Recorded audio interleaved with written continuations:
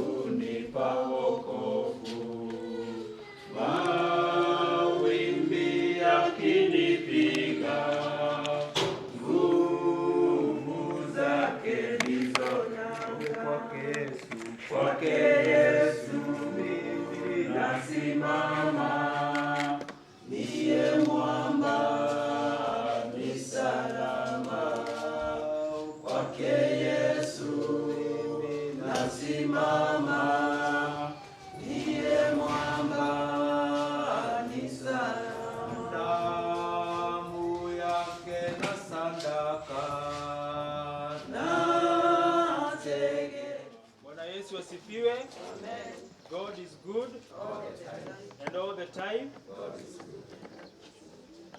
Nataka kuwashukuru nyote kwa sababu ya kuja siku hii ya leo, ikiwa siku nzito, siku ya huzuni na majonzi, kusimama na familia na tukiomba Mwenyezi Mungu ya kwamba Mungu atakuwa pamoja nasi. Mwenyezi Mungu atafariji familia na marafiki na wote ambao wameitanishwa na mwenda zake Pauline Njeri.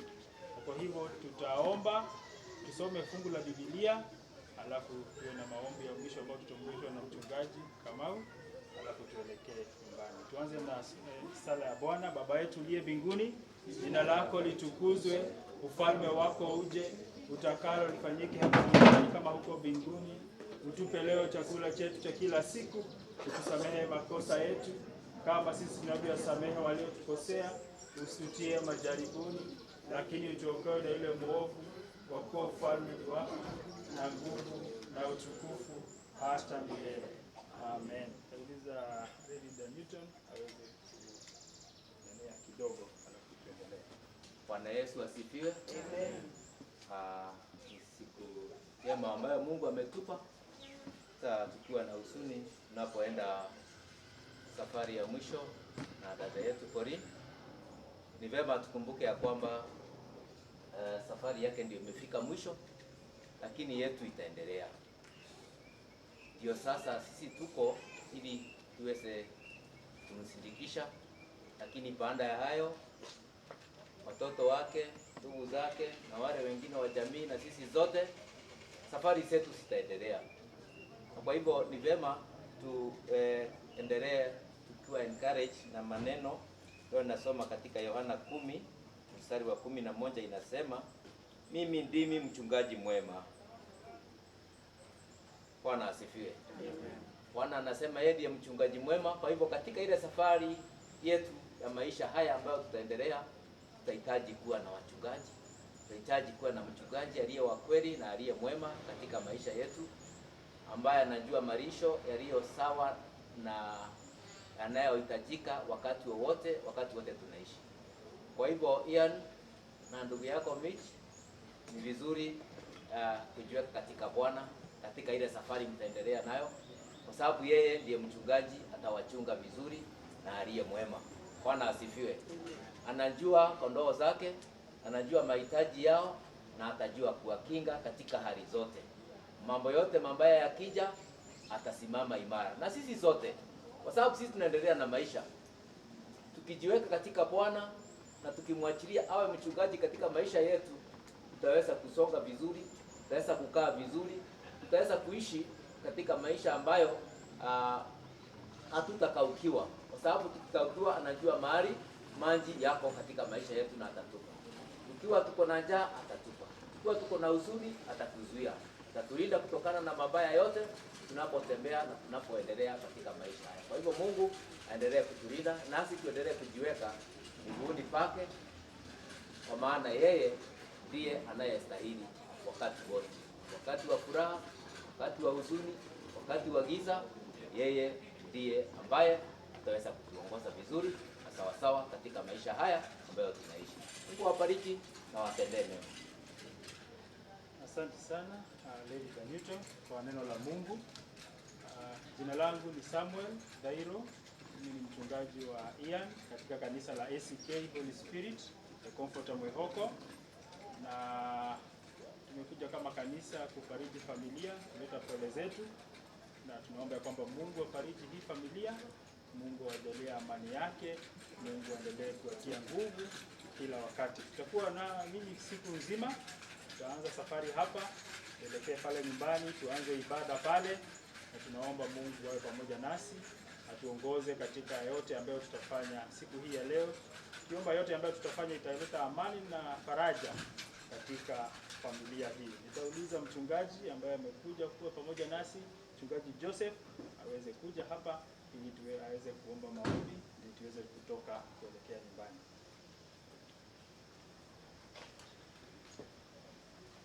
Alright, kabla mchungaji aombe, sijui kama kuna mtu ambaye atatuambia vile tunaenda. Transport manager au Tutakabidhi kwako kwa safari ambayo tulitoka hapa kwenda nyumbani. Tulinde kwa barabara. Neema yako iwe na kila mmoja wetu.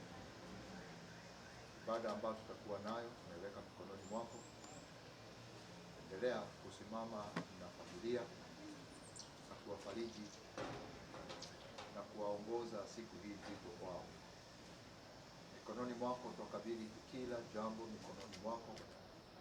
Na tutakapomalizia tutakushukuru Bwana. Basi nenda nasi kwa Yesu Kristo Bwana wetu.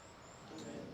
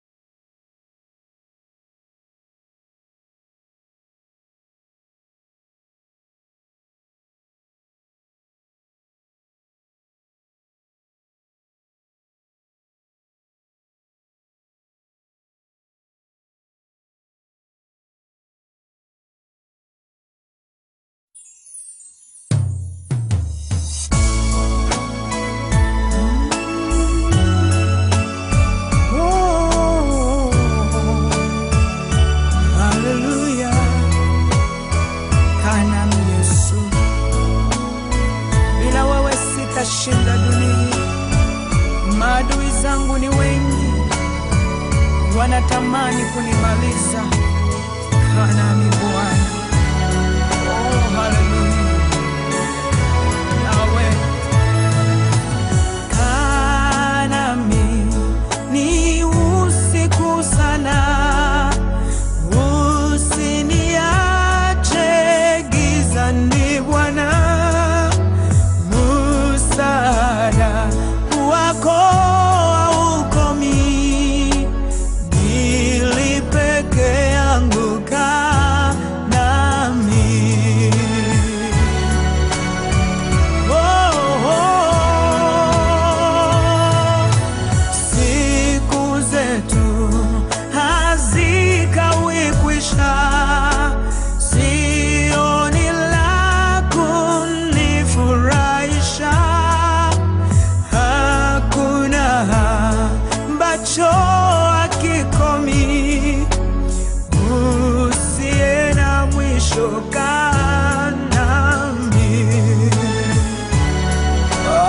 Oh, haleluya.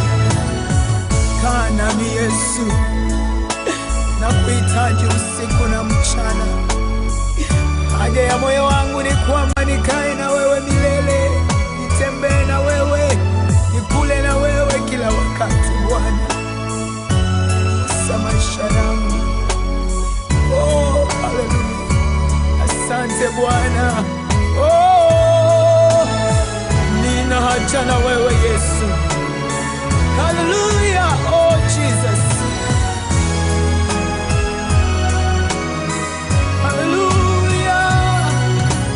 Nina haja nawe kila saa, sina mwingine wa kunifaa.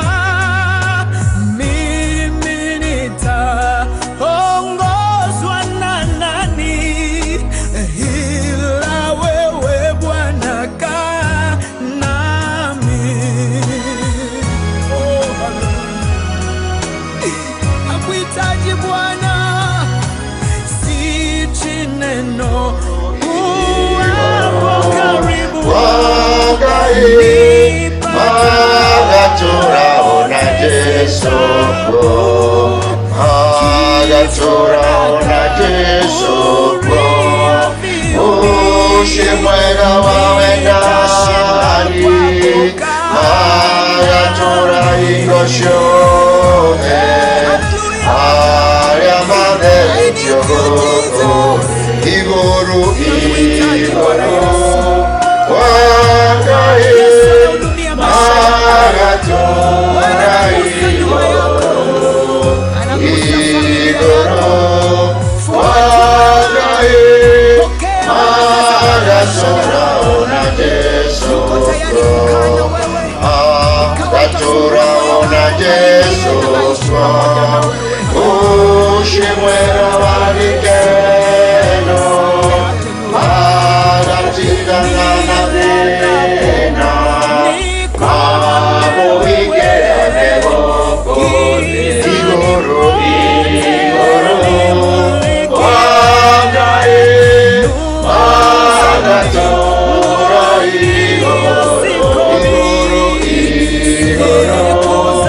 wagae Magatora ona Jesu, anu aitone mugakinya, ushimwega wa igoro, no mwene mutherio ngoro, na mutige orugoko igoro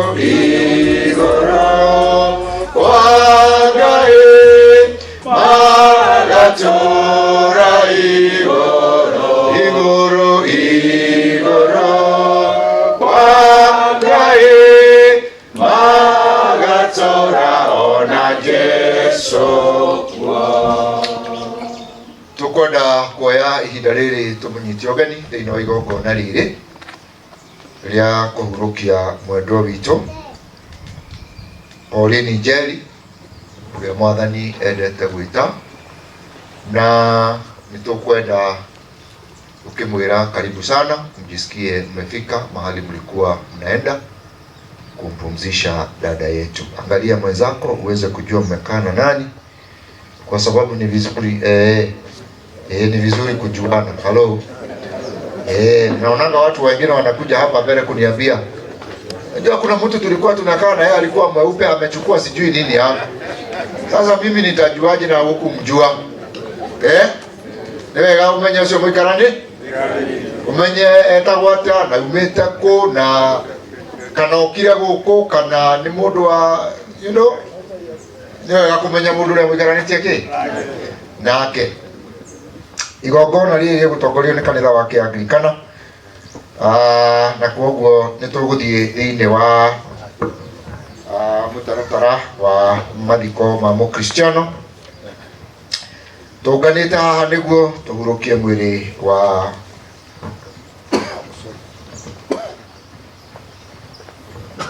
mwana wa ithe witũ Oriri Njeri, uria mwathani arikitie gwita acoke kuri we. Ningĩ nĩ twĩtĩkĩtie atĩ o ta ũrĩa Jesu akuire na akĩriũka, noguo arĩa othe makuaga me thĩinĩ wake makariũkio, tondũ Ngai nĩ akamacokeria muoyo hamwe na Jesu Kristo.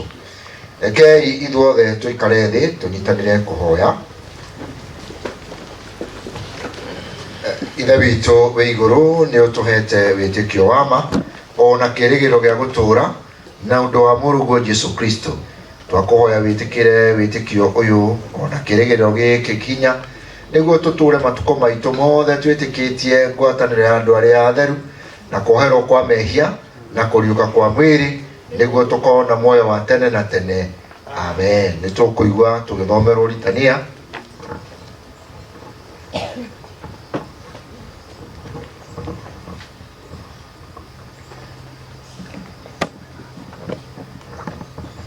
Undu o wothe ni uri ihinda riaguo, na ni kuri mahinda ma undu o wothe guku thi.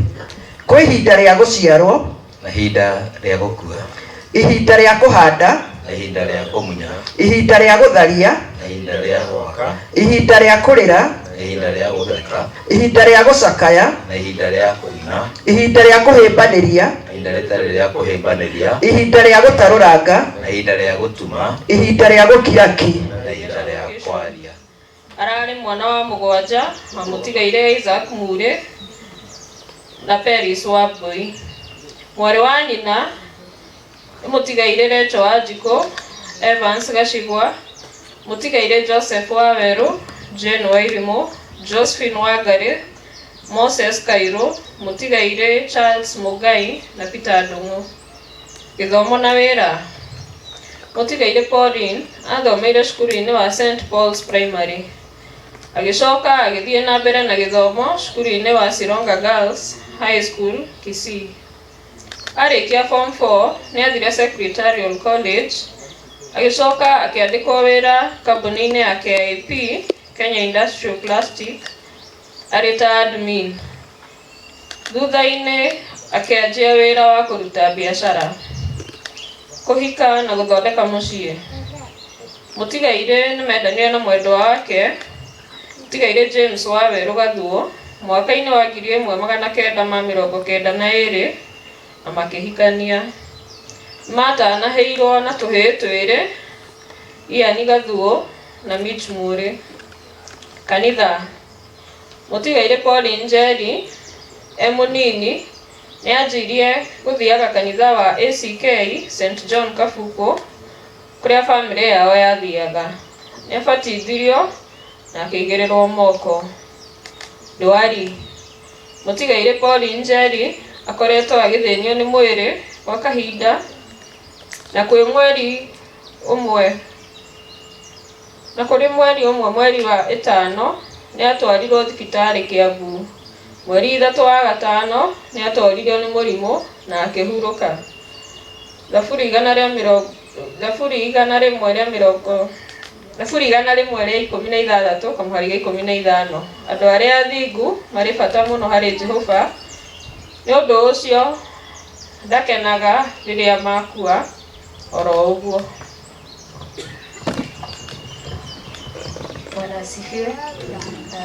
The eulogy of the late Pauline Njeri.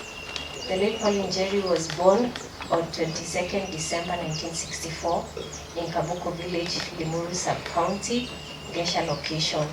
She was the 7th child of the late Isaac Mure and the late Peris Wamboi. She was the beloved sister to the late Rachel Wanjiko, Evans Kashegwa, the late Joseph Waweru, Jane Wairimu, Josephine Wangari, Moses Cairo, and the late Charles Mungai and Peter Ndongo. She was the daughter-in-law to the late Genoveva Nyadiro Gaduo and the late Philip Gaduo. She was sister-in-law to John Kariuki, Mary Alice Wamboi, Jacinta Nyagodi.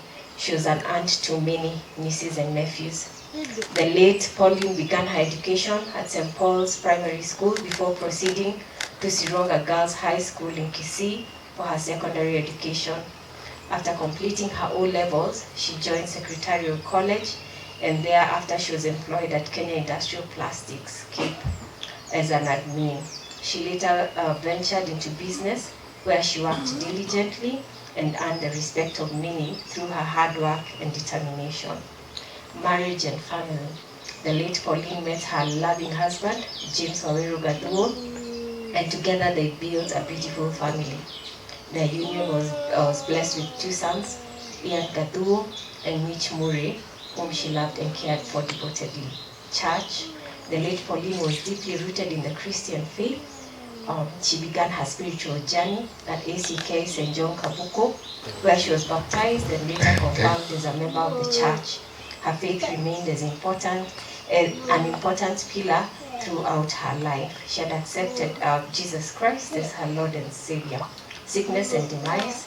For a long time, Pauline battled illness with courage and resilience, seeking treatment in various hospitals.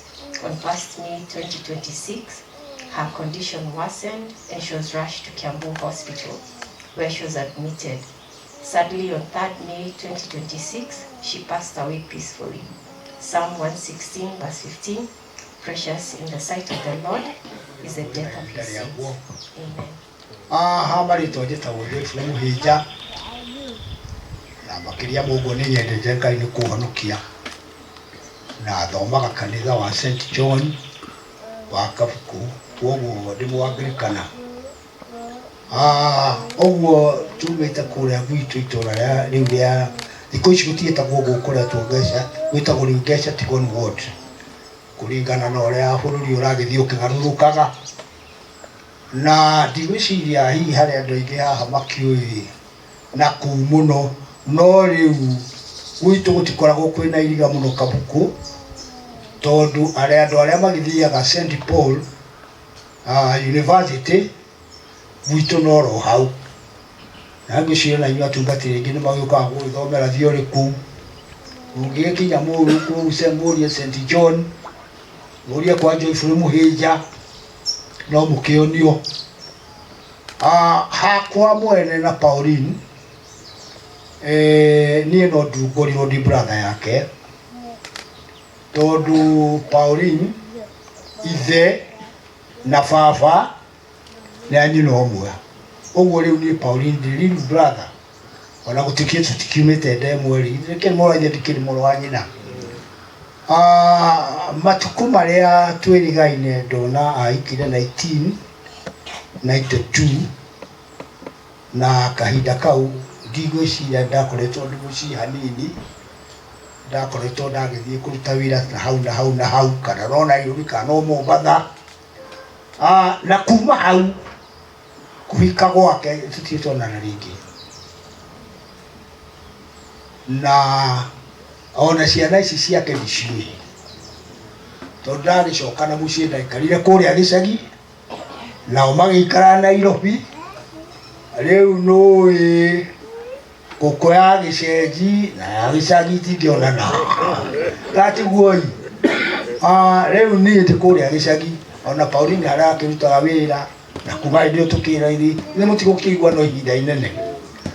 Na rĩrĩa tũrakĩiguire ũhoro wa ndwari ĩno yake, aciari aitũ my father reke tuge ona my aunt tikuga nĩ matũire rĩu andũ arĩa matũire nĩ anyinyi mũno anyinyi tondũ tũngĩtua kuga mababa brothers iria ciho hatirĩ mũndũ ũngĩhota kwaria nĩ andũ matarauma hau marĩrĩ nĩ andũ merigĩtwo nĩ mĩaka ũguo ona hihi nĩ niĩ ndĩna mĩaka mĩegega kũringana na iria twatigirwo cia bamĩrĩ itũ ĩtagwo ya mbarĩ ya Gacimbua ndikuga nĩ harĩ na ndingĩkĩaria maheni andũ acio gakĩratha Ngai ũndũ ũguo wa gũkĩhe kahinda kau rĩu tũgakiuga atĩrĩrĩ Pauline ekwehera ithe ndagĩtiga mbeũ rĩu mbeũ ĩno tũtirĩ tuoka tiguo gwĩtagwo karibari witũ tiĩ gwetirwo nĩkĩ nĩ kanyoni gathire kĩribari hau karire kana tũtiũĩ ona nĩ kũũria tũrĩa tũkũhĩtũkĩte tũgathiĩ na gũkũ twagĩcoka twakĩrwo tũcoke thutha tondũ gwitũ ithuĩ kũrĩa kũirigũ kana irũga ta rĩrĩa rĩ harĩa gũkoragwo kũrĩ ũhiki tũitaga gacoka magakĩonania kũu nĩ handũ ũguo nĩ tũkũhĩtĩtie tũkambata na gũkũ no ũguo ndĩrakĩgũkĩũria nĩ twakĩrwo tũgĩcoke thutha rĩu tũtikĩrwo ũndũ tũngĩkiuga tondũ Pauline nĩ arathire nawe mũndũ ũgwĩtwo Kairũ ciana ici cia Pauline kuga andũ aya meho ndũkareke maikare Nairobi ũũ maraikara mũgũndũ ũyũ wa guka wao ndona ona ndingĩhota gũkinya mũthia waguo na nĩ ngũmũria ona inyuĩ kana mũrĩ athomu kana mũtirĩ athomu ũkaĩ mũhare tĩri nĩguo indo mũngĩaga kũhara tĩri kũrĩa gũtikamũteithia gũkũ nĩkuo gũkũmũteithia na rĩu niĩ hakwa ciana cia Pauline no cinjĩtire mama nĩ mama we tondũ akĩigua tũgĩciarĩtwo na nyina rĩu ngakiuga atĩrĩrĩ Pauline tũtirĩ ũndũ tũkuga no korwo bamĩrĩ ĩno nĩ ngũmĩra korwo Pauline ena tũirĩtu ũyũ ingĩakua haha njoke nake ndĩmwĩre mũtigwĩkĩra thĩ gũthiĩ nake tondũ ona tũtimoi no mwathani endaka no twĩkaĩka atĩa no twĩmamenya rĩu kaugire Kairũ ndakũhe wĩra atĩrĩrĩ ciana ici ndũkareke imenye ũreke imenye kuna mbembe no ti gũtua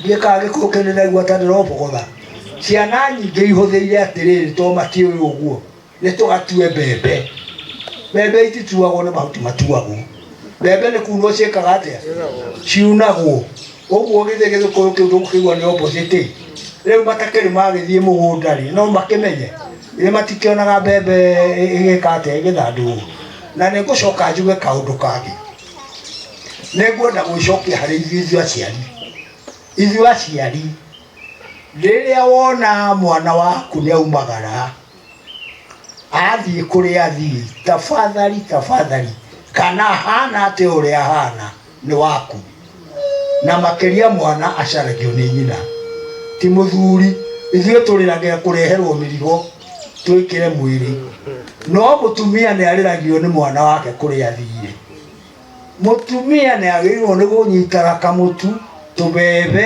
agekĩra kondo gũkũ nĩ ndona kwĩ mĩanga athia nao akamuonia ũrĩa ĩthũrũkagia ona nĩ ruagwo na gĩtoro kĩa waru gĩgakĩrĩo rĩu rĩ ũgakĩmuonio nĩ mwanga mũgagĩcoka mũgakĩrĩkanĩra ũgakĩona ciana ciaku ũrĩa igĩikaire ũgagĩcoka nacio na mũciĩ ũgakĩmera gĩũkaga ithiĩ mũgakĩona kwanyu tondũ kwanyu gũtariĩ rĩu mwakira nacio ici ciana ikire kũrĩa mũrĩkiugaga mũrĩ andũ anyu ratiri tondũ matikĩrĩ mona kwanyu matikĩrĩ mona kwao indo ici nĩ nyingĩ mũno gũkũ tondũ ndageria gũthiũrũrũkanga haha ũguo ĩkairima gũkũ rĩku gatũrekera mũndũ irima rĩrĩkũ gũkũ rĩkũ nginya ndakinya ndoria mũthuri wĩha twakĩaria mũndũ athuri nĩ athuri twagĩcokanĩria akĩndwara harĩa irima rĩrĩ ndagĩcokwo nĩ thayũ tondũ mũndũ akĩrĩ wanyu nĩ waigua nĩ agĩkinya hau rĩ na ndũgũkĩmũigĩrĩte mũthiĩ nake rĩ ithe ndũgũkĩenda gũkĩmenya harĩa gũgĩkĩrwo rĩu nĩ twagĩcokia ngatho nĩ kũmũkora na twauga nĩ thengio nĩ gũtwerokamu gũkũ kwanyu na ithuĩ no tũgũgĩtwara ngumo no tũtinauga ciana icio itikokaga kũgeithia arĩa megwĩtigara arĩa magakorwo ho matikareke acio nao magĩkĩrwo irima matari meka atia mamona kana matari mamenya kuria mami wao aumite family yanyu ni nene mama guo meho aciange meho na ndakiona muri anake ana ihuo ona na ngima ona mutagi ukite haha uguo niguo ngukiuga na ndio ndungi nguongerera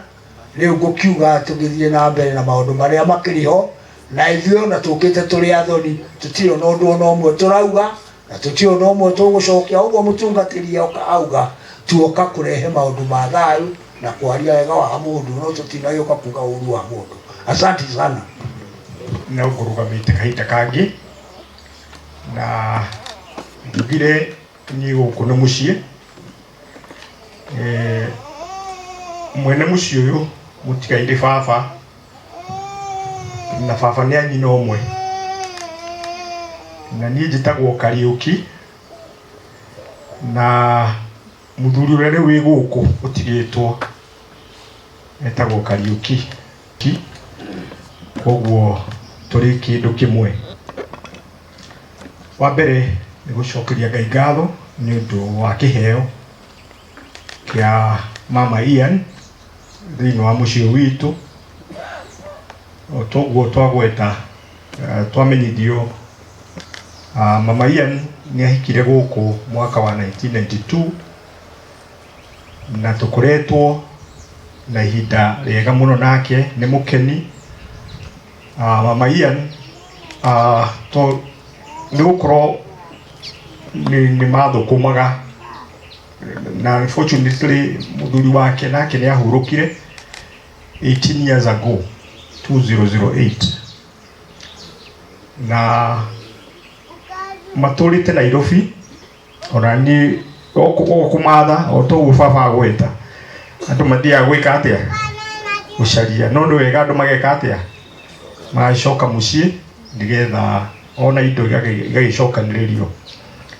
Njuge mama Ian ni mutumia wakwa ni wega gigikuyu kugweta uguo na ni turamwendete ni mundu wikio muno ni muona ni atureheire njamba igiri Ian na Mitch na uhoro ucio ni munene na ni mwega na ona baba wa ahuruka maitu wao ni ararutire munene muno wa kurera ciana icio. Koguo ithue no Ngai tugucokeria ngatho na tuge ni kiheo kia goro Ngai atuheire mama Ian guka mucii witu na tondu Ngai ni atiga mbeu yake anake aya ni itu ciana citu me moko-ini maitu riu otoguo baba agweta kana muthoni we witu agweta Ngai ni aturathimite otoguo agweta na gikaro giki na riu koguo Ian na Mitch mwe moko-ini mega guku ni mucii indo cianyu ci guku na nitukumutirira ithu turi a baba wanyu na koguo muigu mwina thayu muno. Ni uhoro muritu aciari ari gukorwo mathiite tunyitirire ciana icio na mahoya na kumaceragira na kumumiriria tondu Ngai ni mwihokeku no ekumeka wega. Athoni aitu turi hamwe na inyui ni tuwi uhoro wa maundu ria matwarithagio na no tukunyitanira tutigirire ciana ici ni makinyanira o uria Ngai angiendire makinyanire. Koguo twi hamwe muno awa na no tuguthie tukiarangagia na maundu ma Ngai me hitho-ini. Maundu ma Ngai meki me hitho-ini neka maundu mothe eno horo mwega eno horo ki agitwiciragia meciria mega na mathayu. Koguo ithue turi bari ya gathuo ni tuguthie na mbere gutungata ciana icio na Ngai mbere ni ndiramenya maundu no megwika atia no mekwagira. Koguo ithue no gucokeria Ngai ngatho ni undu wa mama Ian na tukimuhoere mwathani amuhe muoyo wa tene na tene tona ithuĩ tũrĩ o rũgendo rũrũ rwa wĩtĩkio, na koguo no tũcokerie Ngai ngatho nĩ kĩheo gĩkĩ aratũhete, na tuge Ngai akĩmũige handũ hega mũciĩ wa matu-inĩ. Thengiũ, Ngai amũrathime. Nĩtũtĩĩte ndungata cia Ngai ithuĩ, na nĩtwendaga tondũ nĩmokire kũrũgama na bamĩrĩ tũkamahe kahinda ga kũgeithania, tondũ nĩ andũ a bata. Mwathani arogocwo. Andũ aya nĩ a bata, nĩo matũheaga ũhoro wa muoyo, na rĩu mangĩaga gũtũhe ũhoro wa muoyo no tũthiĩ kũu kũngĩ kwĩragwo gũthiagwo na tũtikwenda gũthiĩ kuo. Karibuni. Nĩ ndamũgeithia inyuothe mũrĩega thĩinĩ wa rĩtwa rĩa Mwathani. Na nĩ ndĩ mwega, rĩtwa rĩakwa nĩ wa ng'ombe, na ndungataga kũrĩa kanitha wa Deliverance gwĩtagwo Kahawa Sukari, na ndĩ gũkũ na mũtumia wakwa arĩ haha nĩ agũtũgeithia, nake etagwo Pastor Ann, na njũkĩte especially nĩ ũndũ wa kũmenyana na ciana cia Pauline, Mitch na Ian na andũ aingĩ maiganona a family. Na nĩ tũkĩte na andũ angĩ erĩ harĩa, ũrĩa etagwo Maingĩ Sam na kesho etagwo Mrs. Wambua. Asante. Nĩ ngeithi na rabi ciitũ kuga Mwathani athiĩ na mbere na kũmwĩkĩra hinya ciana cia Pauline na family yothe. Na just to say thank you, Rev, for giving us an opportunity to say hello. Asante sana. Mwathani arogocwo. Rĩtwa rĩakwa njĩtagwo Ann Wanjikũ wa Waihũra, na ngenagĩra Mwathani nĩ ũndũ wa kũhonokia. Na ũguo my husband yoida tũkĩte gũkũ nĩ ũndũ wa kũmenyana na Mitch na Ian. Tũthomete nao kanitha-inĩ Deliverance na tũkarutithania wĩra na Mitch especially, na tuoka kuga poleni sana. Apparently ni njiarĩtwo itũũra rĩmwe na nyina wa Mitch, kũndũ gwĩtagwo Gesha. Njiarĩtwo kwa mbarĩ ya Mũringamu.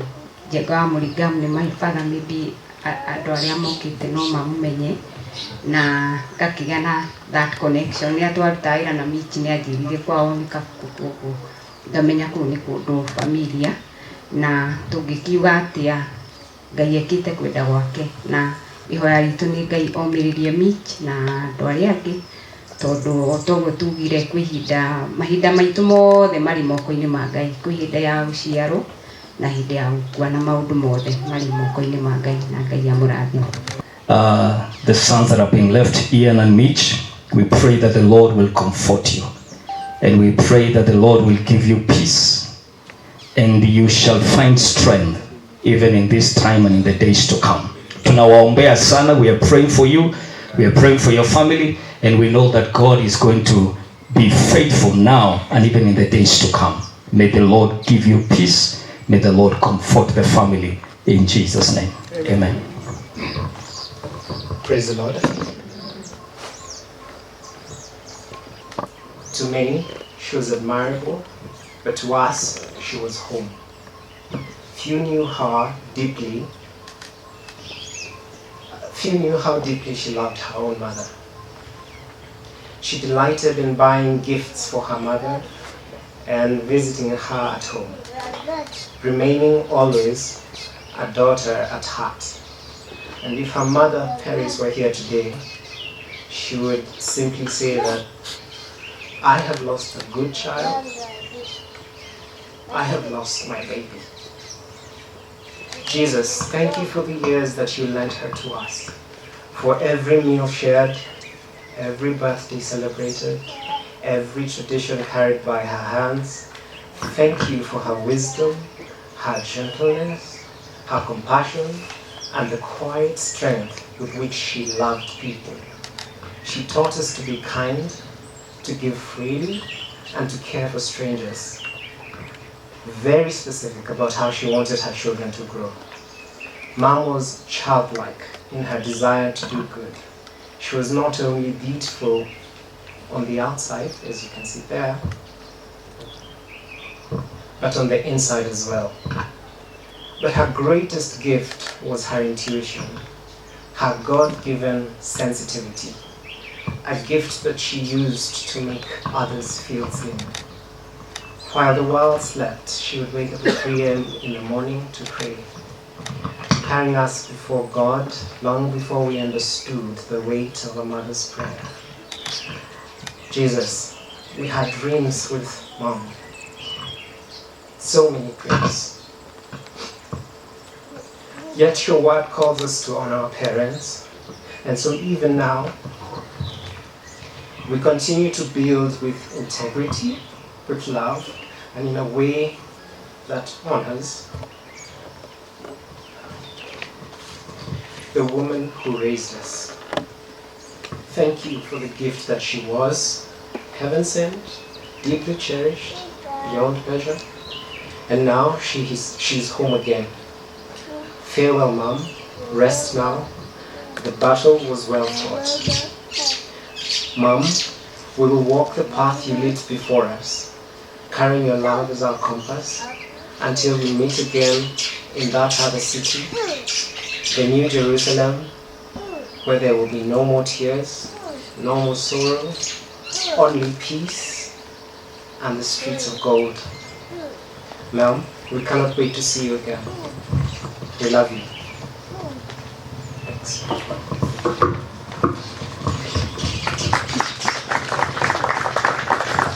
Thank you. There is another tribute from the Gaduos family who was reading the tribute. The mother of Ian and Mitch was married to my late brother, John Waweru Kathugo, who passed on in February 2008. And we treasure Pauline, and we are very happy that you've come to mourn with us at this particular time. So I'm presenting this tribute on behalf of the family at large. We as a family will always remember Pauline as a very neat person. Her house was always sparkling clean, spotless, and very well organized. Everything in the house was always positioned in the right place. Every time we visited the family, we ensured that we kept household items, including the children's toys, in the right place at the right time and at all times. We'll always remember Pauline Alderson as a very fashionable and stylish person. She was always arrayed in very well designed outfits. And about the outfit she wore during the graduation ceremony of Mitch spoke it all. So you can see it in the profile photo. She was clad in a very elegant attire. Her two sons were often wore very well designed, selected outfits, even at a very, very tender age. I would go visit my brother many times when they lived in Komarok, and I saw it all. Pauline's mouth-watering dishes cannot go unmentioned. She was a very good cook, and we'll miss her for that. Pauline has left. We as a family will always remember her for all these wonderful good qualities. And I also I didn't include in this that she was a very prayerful person, and every time we'd visit her, we'd pray together. And I remember when Ian was a very small boy, he should allow me to go with him to church and even to prayer meetings. I remember those times when Teresia Wanjiru used to have crusades at Uhuru Park. We would go with Mitch, and I would put him on my shoulders because he was a little boy, he couldn't see the pulpit. I still will treasure those memories. May the good Lord rest her soul in peace. Fare thee well, Pauline, from the family. Amen. Na tũrĩa honoku nĩ twendete Jesũ, na njuge ti ũndũ mũhũthũ gũtigwo nĩ mũndũ tũtũrĩte nake, mũndũ tũrendaine. It is not easy, unbelievable atĩ gũikara maica tũtarĩ nake. It's not easy. Gĩkuũ nĩ kĩũru. There's nothing much tũngĩhota kuga.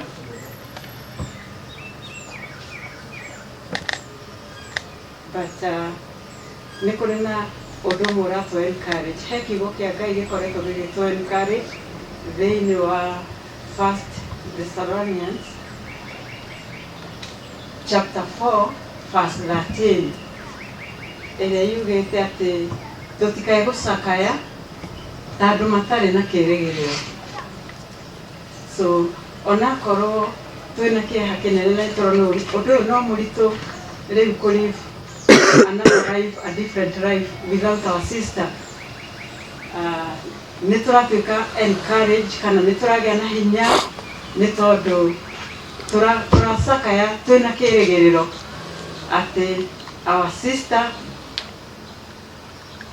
ndanora tondũ nĩ arũĩ Mwathani, ararĩ mũhonoku.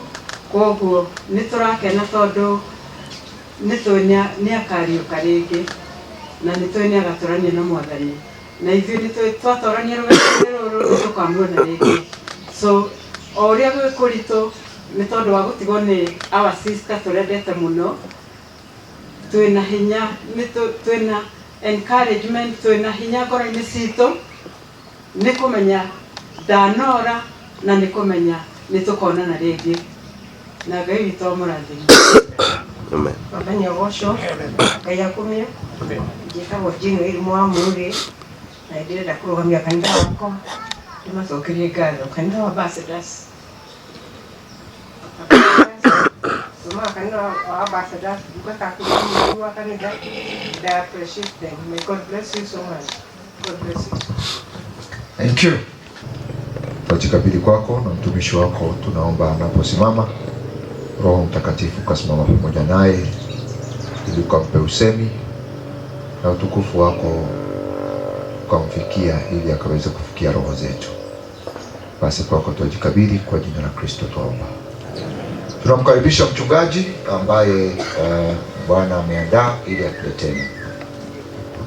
Asante sana mchungaji na wachungaji wote walio hapa, Leridas, familia ya Pauline na ombolezi wa marafiki. Praise the Lord.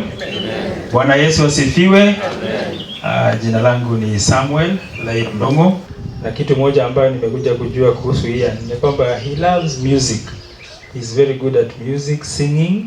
He sings very good songs. Na Mungu amembariki na kipawa hicho, na therefore sisi tunafurahia utumishi wa Ian hapo kanisani. Mimi mwenyewe sijapata nafasi ya kujua Pauline kwa sababu moja ama ingine sikuweza kumuona ama kumjua, lakini kupitia kwa Ian mtoto wake ambaye nimemjua, nimeona kwamba na pia nikisoma katika teolojia naona ya kwamba ni Mwanglikana kwa kuzaliwa kwake, amebatizwa, amekelewa mikono, na pia tunaambia kwamba alikuwa anamjua Yesu Kristo kama Bwana na Mwokozi wa maisha yake. Praise the Lord. Wakristo, kama kuna jambo la muhimu sana ni hilo ya kwamba katika maisha yako kujuana na Yesu Kristo, kutembea na Yesu Kristo, that is a very important thing in your life. Na therefore kama kanisa tumesimama hapa kuleta pole zetu na rambirambi zetu kwa familia ya Pauline, Ian, Mitch, brothers and sisters of the family, and wale wote wametandishwa na hii familia. Mungu awafariji, Mungu awape amani wakati huu. Mkono wa Mwenyezi Mungu uwe juu yenu, awajalie nguvu muweze kuamka na kusonga mbele mkimtumainia Mwokozi wetu Yesu Kristo. Praise the Lord. Amen. Tutaingia katika neno la Mungu. Somo letu ni somo ambalo tunalijua sana na ni somo ambalo tumelisikia. Mambo hayo Yesu Kristo aliyanena na akaipeana like a parable or like a story, na akasema kulikuwa na mtu mmoja ambaye alikuwa tajiri, na pia kulikuwa na mtu mwingine ambaye alikuwa maskini. Tunaambia kwamba mwandishi akakuwa very careful ku describe vile ambavyo tajiri aliishi ama vile alikuwa. Neno la Mungu linasema ya kwamba huyu tajiri alikuwa anavaa mavazi ambayo bei ghali, alikuwa anaishi maisha ya mtu wa pesa nyingi. Pia alikuwa anaishi vizuri, na katika geti yake tunaelezewa kuhusu huyu maskini. Huyu maskini alikuwa anaishi pale katika mlango, na alikuwa anakula chakula ambacho kinaanguka kwenye meza ya tajiri. Pia tunaambia kwamba kulikuwa na umbwa. Sijui kama hawa umbwa walikuwa wa huyo tajiri, pengine walikuwa umbwa wake. Hawa umbwa walikuwa wanakuja na walikuwa wanalamba vidonda ambavyo vilikuwa katika mwili wa huyo Lazaro. Kwa hivyo ni kumaanisha kwamba Lazaro alikuwa na ugonjwa ambao alikuwa amepata vidonda katika mwili wake. Kwa sababu moja ama ingine tunaambiwa ya kwamba huyo maskini alikufa. Hatujui ni kwa sababu ya ugonjwa ama ni njaa ama ni nini, hatujui. Lakini wakati wake wa kufa ulifika, na akachukuliwa na the angels, malaika, wakampeleka katika kifua cha Abrahamu. Lakini pia tunaambiwa kuhusu huyu tajiri. Naye tajiri wakati wake ulikufa, hata kama alikuwa na chakula kingi na mali mingi na mambo mengi mazuri ambayo sisi tukiwa hapa tunaweza kutamani. Tunaambiwa ya kwamba hata wakati wake pia ulikufa na kazikwa, na tunaambiwa kwamba akabebwa na sasa akaenda pale kuzimu, mahala ambapo kulikuwa na moto mkali. Tunaona ya kwamba alikuwa analia, na analilia baba Abraham kwa sababu alikuwa anamuona kwa umbali yeye akiwa motoni. Anasema ya kwamba sasa mtume Lazaro huyu ambaye anamuona pale aje at least aniguze na tone la maji katika ulimi wangu, ndio I get some relief from the fire that I am in. Abraham akamwambia, sasa wewe katika maisha yako ulikuwa na mambo yote mazuri ambayo ulikuwa unatamani, lakini Lazaro hapa hakuwa na hayo, na kwa hivyo sasa yeye amefarijika kutoka kwa shida yake. Pia akamwambia hapa katikati kuna mtaro mkubwa ambao sasa hatuwezi kuupita. Hakuna mtu yoyote ambaye anaweza kupita na kuja upande huo. Na kwa hivyo ni kumaanisha kwamba sasa hapo tumefika, there is no turning back. Hivyo ndivyo inamaanisha ya kwamba hasa hatuwezi kurudi nyuma. We cannot turn things around. Things have already happened and there is nothing we can do about it. Yeye naye pia akaendelea, huyo tajiri akasema ya kwamba basi mtume Lazaro kwa ndugu zangu awaonye wasikuje hapa nilipo, kwa sababu pako na shida kubwa. Akasema kuna ndugu 5, na hawa ndugu 5 hangetaka wakuje mahali ambapo alipo. Abrahamu akamwambia, your brothers wako na manabii, na akasema Musa ako huko, waendelee kusikiliza Musa vile Musa anawaambia. Wako pia na nabii wengine, kama wanataka kusikiliza na wasikilize hao nabii na waweze kutii. Baba Abraham pia akaendelea na kusema hivi.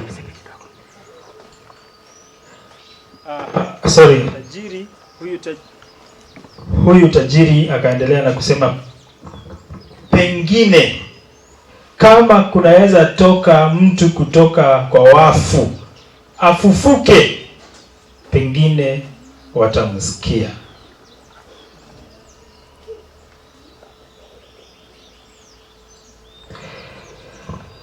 Naye anasema hivi, he said to him, if they do not listen to Moses and the prophets, they will not be convinced if someone rises from the dead.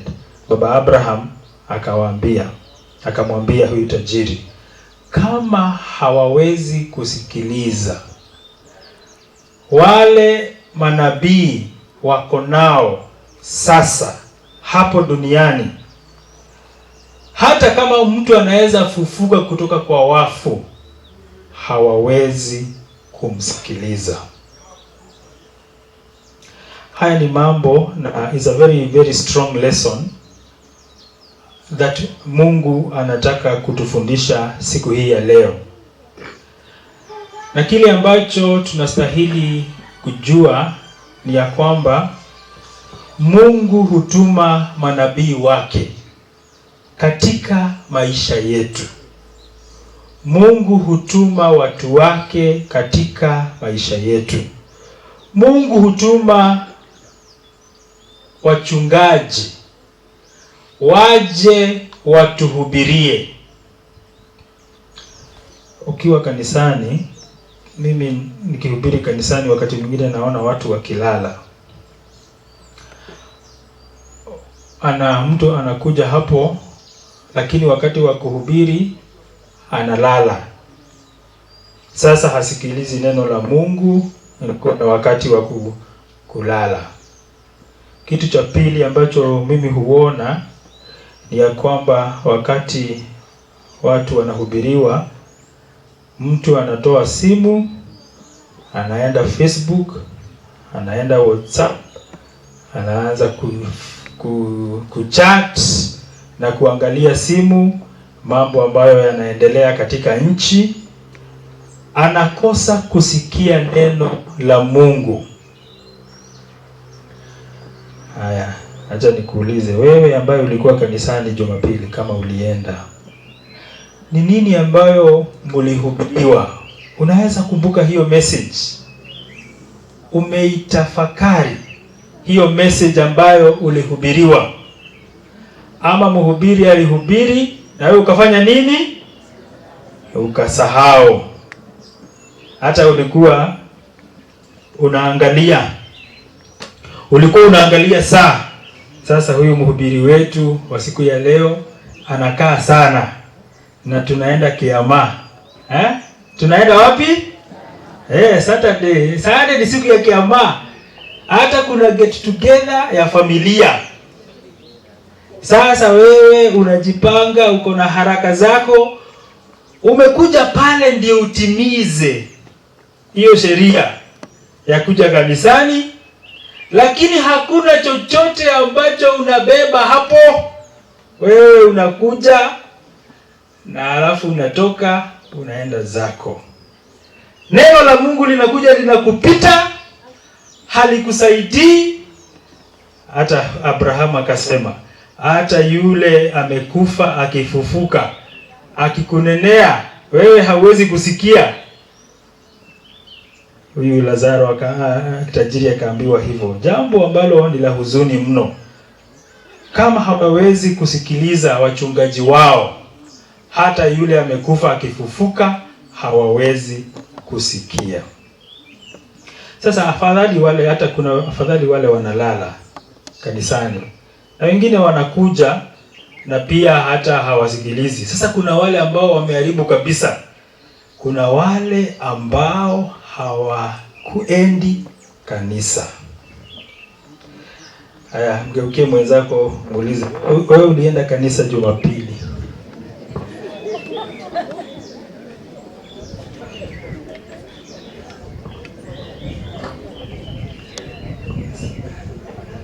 Haya, sijui anakuambiaje. Sasa kuna watu wamezoea, na ni mazoea mabaya mno, ya kwamba kanisa wanaenda siku ya harusi na siku ya mazishi. Very sad.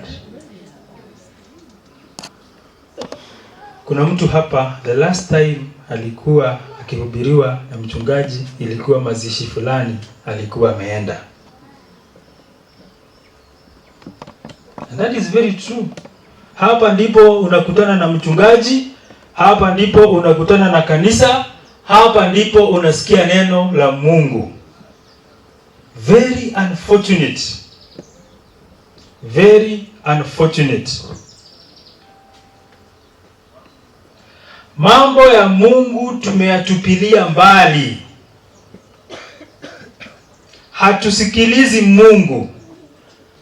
Na uko na sababu. Na pengine ni sababu nzuri asijui, lakini sababu ya kwanza. Unajua kumekuja wachungaji wabaya sana. Wanapenda pesa, hawata tukienda kanisa ni pesa tu tunaiti. Sasa sitaenda wapi? Hiyo kanisa. Sasa la pili, kuna wachungaji wabaya, wako na tabia mbaya. Sasa mimi sitaenda hiyo kanisa, nitaendaje huko? Afadhali nikae nyumbani. Sasa wewe unajiambia mambo hayo. Wakristo, mimi sisikizani na Wakristo, na nikiwaona sioni ni kama wako na mfano mzuri. Kwa hivyo mimi siendi kanisani kwa sababu Wakristo hawanifurahishi. Sababu ingine, mimi nimechoka na kazi yangu, Jumapili ni siku yangu ya kuketi chini kupumzika. Another reason, mimi siamini hayo maneno ambayo yanasemwa. Mimi nataka kuishi maisha yangu vile ambavyo mimi nataka. Na hakuna mtu, it is not a crime, you can live your life the way you want. Neno la Mungu hapa linatuambia kuhusu watu aina mbili. Kulikuwa na tajiri na pia kulikuwa na maskini. Watu ambao waliishi maisha tofauti. Two types of lifestyle. Maisha of abundance and life of lack. Mmoja alikuwa na chochote ambacho alikuwa anataka, mwingine hakuwa na chochote, alikuwa hakusaidiwa. But also, neno la Mungu linatuambia kwamba two destinations, mahala ambapo tunaenda, ya kwamba kuna mahala ambapo ni pa kupumzika mbinguni, mahala pazuri, mahala patakatifu, mahala ambapo hakuna shida, mahala ambapo hakuna machozi, mahala ambapo hakuna ugonjwa tena. Praise the Lord. Na hivyo ndivyo tunaamini ya kwamba mtumishi wa Mungu ama dada yetu Pauline amepumzika na ameenda kupumzika. Sasa hana uchungu tena, hana nini?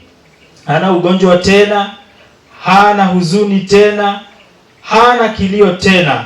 Sasa yeye amepumzika kutoka kwa shida za dunia. But there is also another destination. Mahala ambapo panakuwa na mateso ya milele na milele. Mahala ambapo huyo tajiri alienda na akasumbuka mno, kwa sababu akiwa mahala hapo alikuwa anasikia ako katika moto mkali. Alikuwa anataka kutafuta solution lakini hakupata. Alikuwa anaitisha usaidizi lakini hakupata. Alikuwa na mawaidha ya kupeana kwa watu ambao waliko duniani, lakini wakati wake wa kupeana mawaidha ulikuwa umeisha. Sasa yeye alikuwa aketi pale kwa sababu he had gotten to a point of no return. Praise the Lord. Hebu tuseme point of no return. Kuna mahali ambapo mtu anafika na hawezi kurudi tena. There is a point of no return. Katika hii hadithi si tumeisoma sana, but ningetaka tuiangalie in a different way leo. Sisi tunapenda kujilinganisha na huyo ambaye ni maskini. Praise the Lord. Amen. Tunataka kujilinganisha na huyo maskini. But I want to tell you, usijilinganishe na huyo maskini. Sasa tulivyo hapa duniani, tujilinganishe na huyo tajiri. Praise the Lord. Na kwa hivyo tajiri ambaye anaongelelewa hapa ni mimi na wewe. Ni mimi na wewe. Kuna mtu anajiuliza, mimi sina pesa nyingi, sina mali nyingi, sina mambo kama haya ambayo huyo tajiri alikuwa nayo. Kwa nini nijingalishe na huyo tajiri? Na mimi nasumbuka, mimi ni kuhaso, mimi ni kutafuta na tafuta. Pengine uko na utajiri, pengine hauna. Lakini Biblia imeandikwa hapo kwa sababu yetu. Na ni vizuri tuweze kuangalia na kuona utajiri wetu. Praise the Lord. Utajiri ambao uko nao. Utajiri ambao uko nao is that you still have time. Hebu tuseme time. Time. Mungu bado amekupatia time, bado uko na muda. Bado uko na muda. Pauline, muda wake ulifanya nini? Uliisha. Pauline tunaweza kulinganisha na maskini, hana time tena. Sisi ambao tumekaa hapa, Mungu ametubariki. Sisi ni tajiri kwa sababu tuko na masaa. Praise the Lord. Amen. Sasa hii imeisha mafuta. Oh, sorry. Amesema ni mzima. Kila mmoja wetu, we have time. Forget about mambo ya dunia hii. Think about time, and that is what I want us to think about. All of us have time. God has given us time. Last week I was nilikuwa anaangalia one person, very prominent person in America died, called Ted Turner. Ted Turner. Do you know Ted Turner? Ted Turner alikuwa nani? Yes, he was the founder wa CNN. Founder of the CNN. Kuna mambo yake mengi ambayo sitaki kuongea. But I was looking at his life and what he has achieved in his life. There are so many things he has done. But as we stand today, sisi ambao tuko hapa, we are richer than Ted Turner. Sisi ni matajiri kuliko nani? Ted Turner. Kwa sababu yeye amefanya nini? Amefanya nini? Ameshaondoka. Hawezi pata chakula, ameacha pesa nyingi kwa account. Ameacha shamba kubwa. Do you know shamba yake ni eka ngapi? Sasa yake haihesabiwi, inahesabiwa na thousands of acres. Yeye ni kama ana own county. He's very happy. But hiyo shamba haiwezi msaidia. Sasa itagawanywa na watu wengine, itatumika na watu wengine, watoto wake na wengine hao. Chochote ambacho alikuwa nacho, he is not able to use. And therefore, we are richer than Ted Turner because we have time. Time is what enables us. Masaa ndio inatuwezesha kufanya kazi. Masaa ndio inatuwezesha kukula chakula na unafurahia hicho chakula. Masaa ndio inakuwezesha kuwa na familia. Masaa ndio inakuwezesha to achieve things in life and to enjoy this life. Kama hauna hayo masaa, then you are poor of the poorest. I want to tell you, you are very rich. Sisi ambao tuko hapa saa hii, sisi ni matajiri. Mwambie mwenzako, mimi ni tajiri. Mwambie mwenzako, wewe ni tajiri. All of us are rich. Richer beyond what we can think. Hata kama hauna pesa kwa account, hata kama simu yako uko fuliza sasa, na hata watu wa Safaricom wameanza kukupigia simu, wewe ni tajiri. Praise the Lord. Hata kama hauna shamba, haujawahi shika title deed imeandikwa jina lako, wewe ni tajiri. Hata kama haujawahi endesha gari, ama uendesha gari ya 1920 ile 1990 ile mzee, wewe bado ni nini? Hata kama hauna kazi, umekuwa ukizunguka ukitafuta kazi, hakuna mtu anakuandika, wewe ni tajiri. Hata kama hauna masomo, kuna mtu hana certificate hapa, kuna mtu ambaye hakuenda college, kuna mtu hakuingia university, kuna mtu alimalizia class 3 ama class 8, wewe ni tajiri. Sasa nataka tujue sisi wote ni tajiri. Na utajiri ambao tunaongea kuhusu ni utajiri wa masaa. Mungu ametupatia muda wa kuwa hapa duniani. There is nothing as precious as time. Ted Turner could have given his wealth, aongezewe mwaka mmoja mwingine. Praise the Lord. Kuna watu wanaweza peana mali zao, mamilioni za pesa, waongezewe mwezi mmoja. Lakini wakati ukipita, huu umepita. We are rich because we still have time. Sasa kitu ambacho nitakuuliza ni kwamba, kwa sababu wewe ni tajiri, utatumia utajiri wako kivipi? Kwa sababu wewe ni tajiri, utatumia utajiri wako kivipi? Are you going to waste your riches? The riches of time that God has given to you. Are you going to waste it? Are you going to see it go down the drain? Upoteze utajiri wako wa masaa ambayo Mungu amekupa.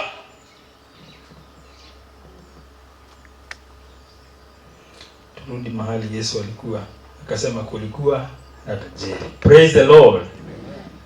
Kulikuwa na tajiri. Alikuwa na utajiri mkubwa. But he wasted his wealth. Yeye alichukua utajiri wake, wasted it completely. Hakuna kitu ambacho alifanya na utajiri wake, kitu cha maana. Hakujua Mungu, hakumuogopa Mungu, hakumpenda Mungu. Wakati nilikuwa nimeenda kwa kina Ian nikihubiri, I was preaching from the account of the widow, the persistent widow. Thank you, Esther. The persistent widow. Na tulikuwa tunaambiwa kwanza, there was a judge who neither feared God nor feared men. Praise the Lord. Kulikuwa na hakimu ambaye hakuogopa mtu na hakuogopa Mungu. Yeye alifanya vile ambavyo roho yake ama moyo wake ulimwambia. He neither cared about people.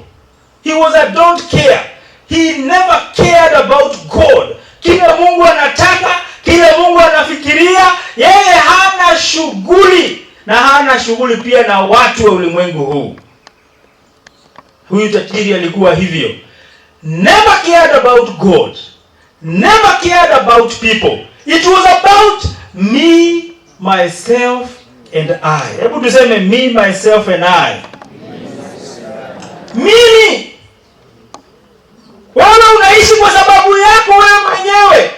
What you shall achieve, how you are going to feel.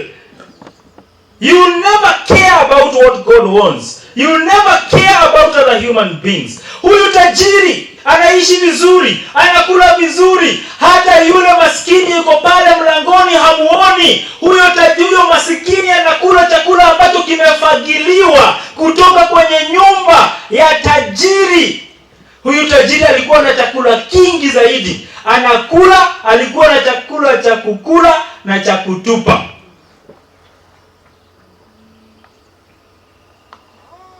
He wasted his wealth. Alitumia utajiri wake vibaya. Hakutumia utajiri wake kutafuta ufalme wa Mungu ama kuukuza ufalme wa Mwenyezi Mungu. Mungu anatubariki so that we can become a blessing to his kingdom. Praise the Lord. Mungu anakubariki ndio uweze kuwa baraka katika ufalme wake. Sio kwa sababu Mungu anataka kusaidiwa, lakini Mungu anataka wewe ujipatie baraka kupitia kwa kupeana kwako. Praise the Lord. Mungu anataka ujipeane. Upeane maisha yako. Ujitoe. Utajiri wako wa masaa utumie katika ufalme wa Mungu. Najua wakati tunaambia watu watoe tithe, when I say give 10% of your income, 10% inamaanisha kwamba you are giving God 10% of the time Wapampo ulikuwa kazini. Umechukua that time, umempea nani? Mungu. Unasema kwamba 10% of my time when I was working, this time I gave to God. And that is why whatever I have given it to God. Mungu anatuita tujipeane kwake. Don't live for yourself. Because if you live for yourself, you will waste your life. Utawaste maisha yako. Hakuna kitu cha maana ambacho watu wataweza kuona kusimamisha ya kwamba umepata katika maisha haya. No achievement whatsoever for a person who has lived for himself. Kitu cha kwanza ni kupeana maisha yako kwa Yesu Kristo. Alafu kitu cha pili ni kutumia maisha yako kufanya kazi ya Mwenyezi Mungu. What are you doing with your time? Nini ambayo wewe unafanya? Because time is a limited resource. Hebu tuseme time is a limited resource. Hatutakuwa hapa forever. We shall not be here forever. Mimi naangalia miaka ya wale wote tuko hapa. Sasa naweza patiana average. Hata nilikuwa nawaambia Wakristo wangu on Sunday ya kwamba mimi nikiwaangalia hivyo, nikiangalia 50 years to come, hata sijamaliza. Tunasema time is a limited resource. Sasa 50 years to come, kama tutakuwa chukua mkono juu 50 to 100, all of us will not be here. 50 to 100, all of us are not. Hata watoto wale wako hapa pengine watakuwa wazee sana, sijui hata sioni watoto. 50 to 100, all of us are not going to be here. Sisi wote tutakuwa tumepitia wapi? Tumepitia hapa. Sasa sisi tutakuwa tumeandikwa kwa kitabu. Unajua kuna kitabu kwa Biblia inaandikwa Chronicles. Unajua Chronicles? Hiyo ndio kitabu, majina yetu itakuwa hapo. Kwa hiyo Chronicles, wale watakuwa hapa. Walikuwa wanasema kulikuwa na watu walikuwa hapa. Hata kulikuwa mchungaji alikuwa hapa, alikuwa anapiga kelele sana, tunamjua. Hata kuna Wakristo walikuwa hapa. Wote watakuwa kwa Chronicles, hatutakuwa hapa. How many people are here that were here 100 years ago? Absolutely none. Almost none. Almost none. Na ndio unaona kwamba we are talking about time being a limited resource. We are passing away. Sisi ni kupitia, tunapitia hapa katika ulimwengu huu. I'm talking this so that you can know about the urgency of what I'm talking about. The urgency. Usione ni kana kwamba uko na muda mrefu. Usione ni kana kwamba maisha ni uko na siku nyingi za kufanya kile ambacho unataka kufanya. Na shosho wako hapa. Huyu shosho ukienda kwake muulize kuhusu maisha yake, atakwambia onaderahi kile orore hidingina ororeu. Ati 1940 na anaona ni kama jana. Praise the Lord. Anaona tu ni kama jana. Siku zinaenda. If there is something that you want to do it now. Praise the Lord. Mwambie mwenzako, if there is something you want to do it now. Do it now. Don't live a life of regret. Like the rich man. Huyo tajiri aliishi maisha akiwa huko. He was regretting. I wish I knew. I wish I used my life better. Afadhali ningetumia muda wangu na utajiri wangu vyema. Hakujua ya kwamba utajiri huu ni wa muda mchache. Sisi tuko hapa kwa dakika kidogo tu, alafu sisi tuende, wengine wakuje. Kama kuna kitu unataka kufanya na maisha yako, fanya sasa. Kama unataka kumtumikia Mwenyezi Mungu, wakati wa kumtumikia Mungu ni sasa. Ndio nawaambia hata wakati wa kwenda kanisa ni sasa. Praise the Lord. Usiseme nitaenda kanisa wakati nitafikiria vizuri. Kwa sababu hiyo wakati pengine hujui kama utafikiria vizuri. Ama kichwa chako itaendelea kiharibika. Wakati unafikiria utaendelea vizuri tukukute kule Mathare. Wakati ni sasa. When you are alive, when you are healthy, when you can hear this message. Usisikie tajiri anaambiwa, unajua wale brothers wako hata kama hawawezi sikiliza Musa na manabii, hata mtu akivuka hawezi fanya nini? Usikuwe mtu kama huyo. You go to church every day, unahubiriwa, lakini wewe ni shughuli za maisha, mambo ambayo hayana maana. Hiyo ndio unakimbishana nayo. Sasa hata hiyo kazi yako unatuambia wewe ni nani? Viti za juu. Mimi naenda na ndege, niko Korea, niko wapi?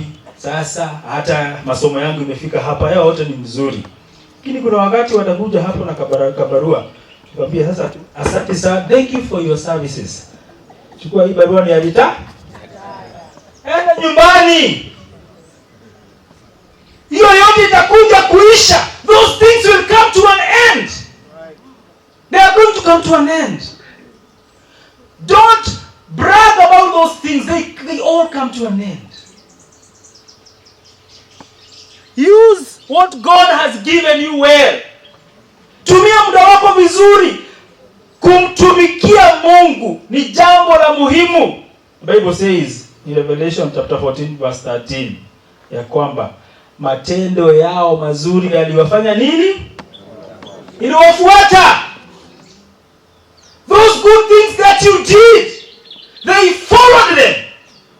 Wewe utafuatwa na nini? Haukumjua Mungu, haukumuogopa Mungu, hata haukumuogopa mwanadamu, haukumtumikia Mungu. You lived for yourself.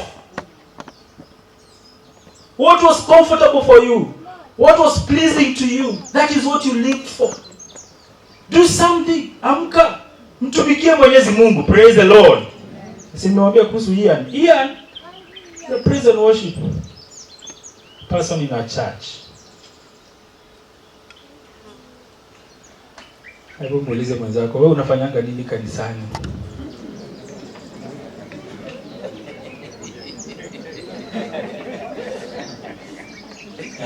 Sasa wewe unafanyanga nini kwa hiyo kanisa yenu?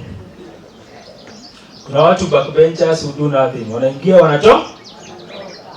Hata mchungaji akiangalia kwa timing record hawakuangi.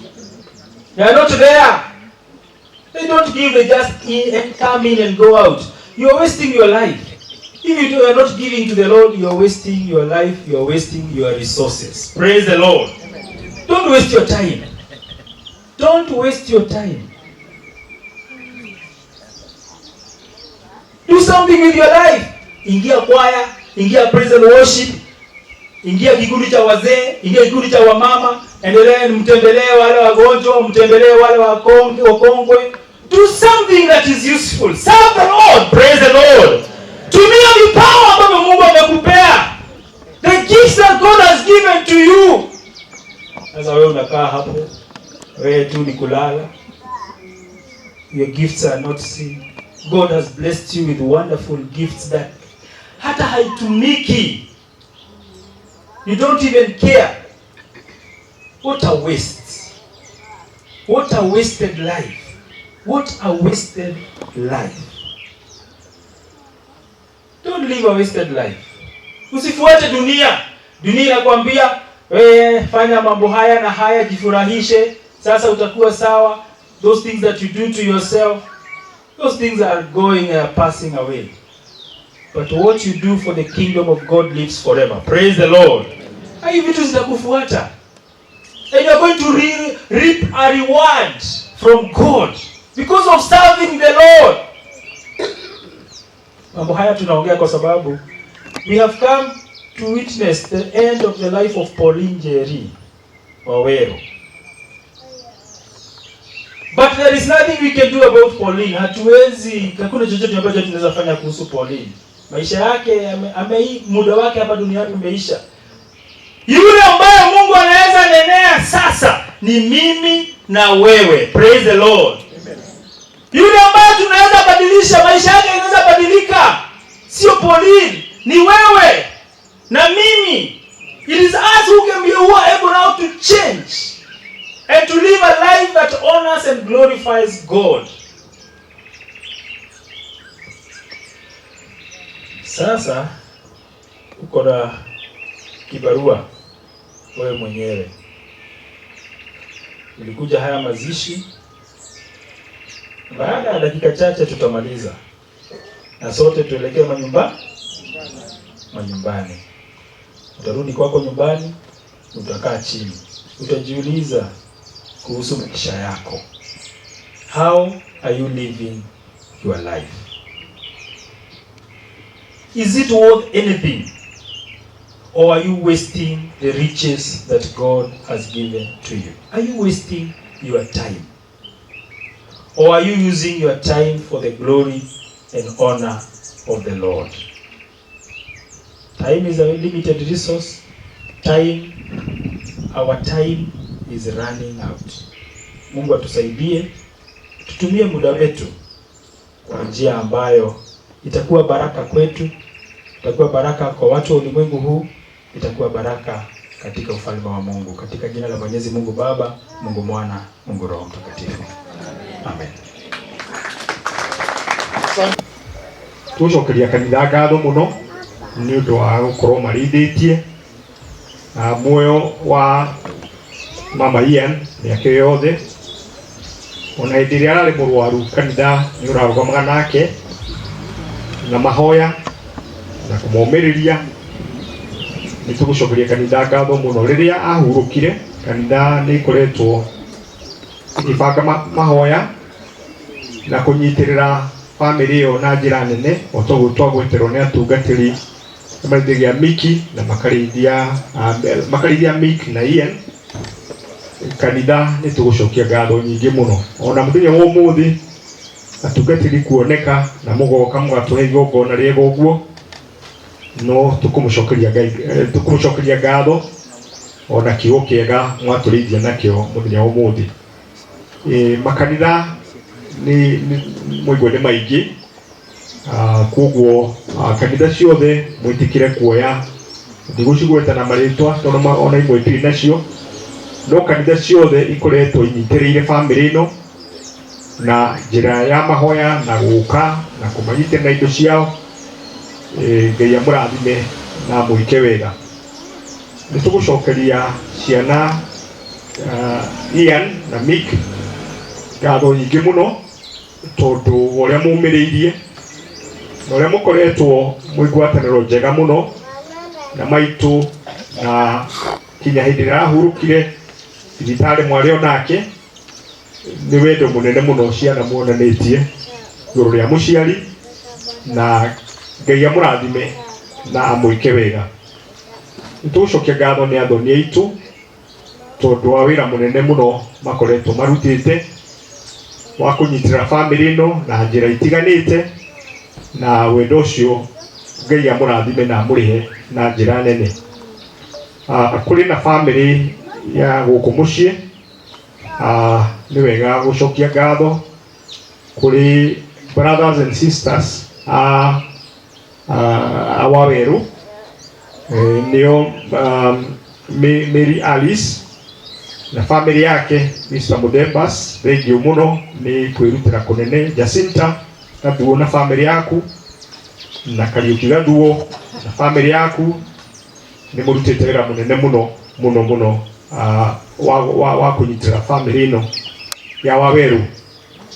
Tũrĩ na Mr. William Ng'ang'a, ithe wa Njeri, ngatho nyingĩ mũno nĩ ũkoretwo ũkĩruta mawĩra maingĩ gũkũ mũciĩ ũyũ na Kariuki, tũkũmũcokeria ngatho. Mr. Muigai nĩ ngatho, nĩ ũkoretwo onawe gwĩka maũndũ manene mũciĩ ũyũ, wamũkĩrenga. Martin Hunyu onawe nĩ wacokerio ngatho cia mwanya.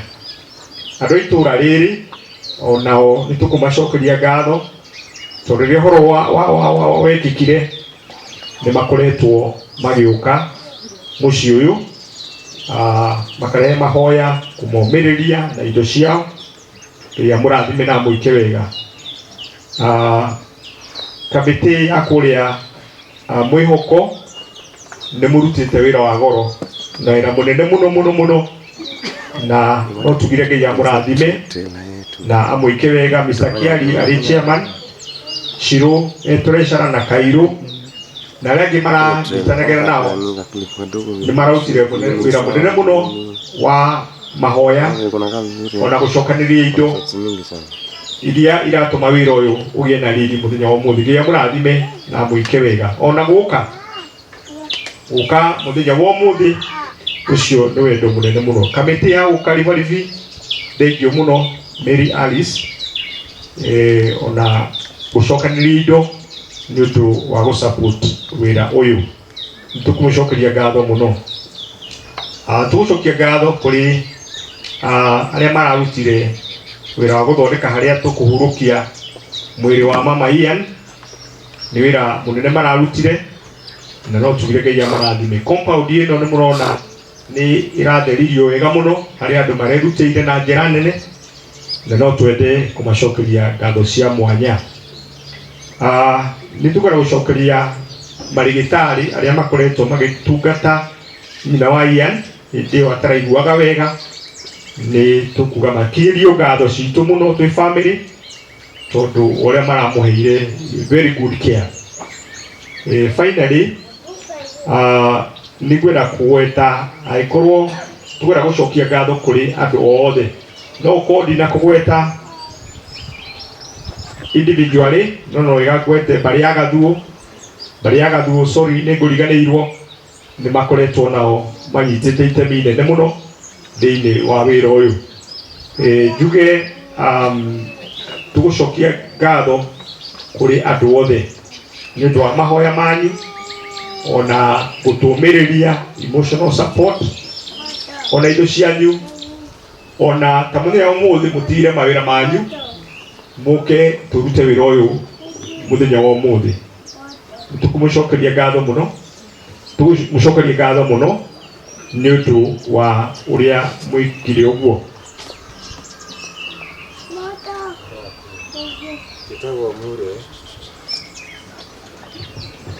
Mbura nĩtũkũmũhe kahinda kangĩ amba ikare thĩ tũcokerie ngatho, nĩ ũkũheo kahinda kangĩ ndũkambata.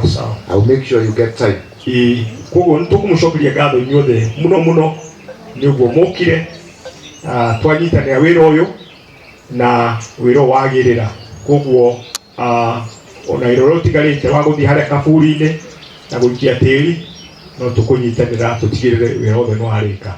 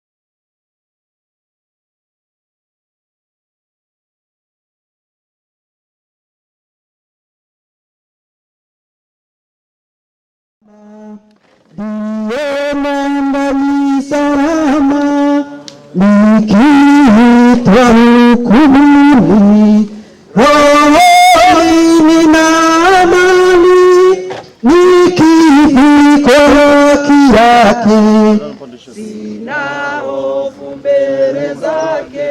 Ndiye mwambani salama. Thank you. Mwathani witũ Jesu Kristo tondũ wa ũrĩa wakomire mbĩrĩra-inĩ watũmire mbĩrĩra ciothe cia arĩa magwĩtĩkĩtie ituĩke theru.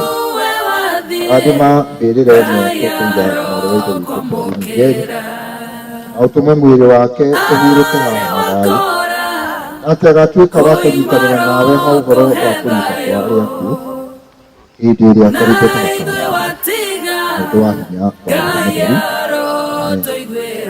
Rĩu nĩ tũkũria Nick na Ian harĩa marĩ nĩkĩre maitũ nĩ athiĩte thĩinĩ wa arĩa marĩkĩte marĩ muoyo, koguo muone ngoro citũanĩire cakaya hurũkohoro kehana maithori maitũ nĩkuga nĩtũrakwendete no Ngai arakwenda mũno hurũkohoro rĩrĩa tũrĩ muoyo-inĩ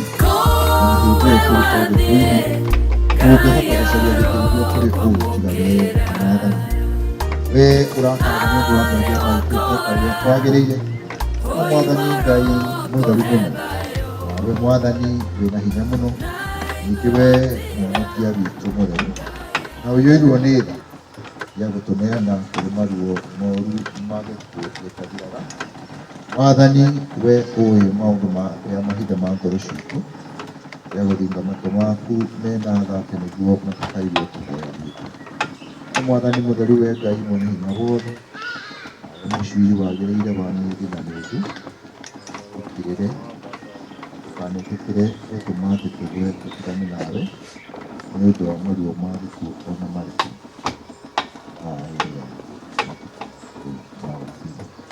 Ĩno ti yakwa ĩhĩtũkĩra ng'ano ciakwa ciothe igũrũ kwa Ngai ũrĩa twanakĩire twagĩrĩire tene na ningĩ cirĩ ũhoro wa mũcio wĩthĩ rũrigo gũtirĩ na gĩko atheru nĩ mainaga na nĩ marũagia ndĩraigua mũgambo arĩa mathire tene na ningĩ cirĩ ũhoro wa mũcio wĩthĩ.